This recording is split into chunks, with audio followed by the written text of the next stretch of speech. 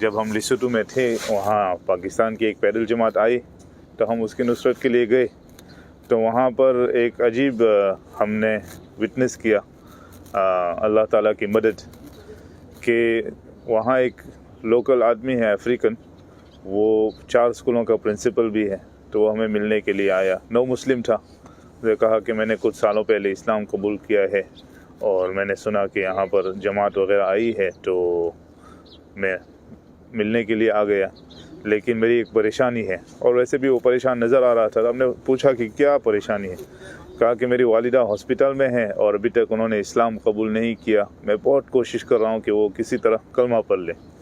تو پھر ساتھیوں نے اس کو بٹھایا، اس کی تھوڑی خدمت اکرام کیا، پھر اس کو سمجھایا کہ دیکھو ابھی گشت کا وقت ہوگا تو آپ اللہ تعالیٰ کے راستے میں آنے کی نیت کر لیں اور ہمارے ساتھ گشت کے اندر جوائنٹ ہو جاؤ، پھر اسی میں دعا کرتے رہو، انشاءاللہ اللہ تعالیٰ راستے کھولیں گے۔ تو وہ آیا گشت میں،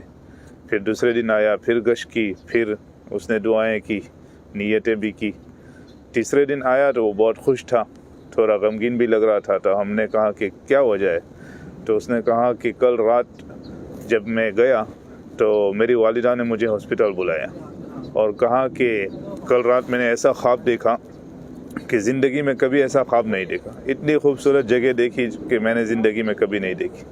تو وہ جو چیز تو مجھے کہتا رہتا ہے کہ میں اس کو بولوں، وہ کیا ہے؟ تو پھر کہا کہ میں نے خوشی سے ان کو کلمہ پڑھایا، اس کا ترجمہ بھی کیا، انہوں نے کلمہ پڑھا اور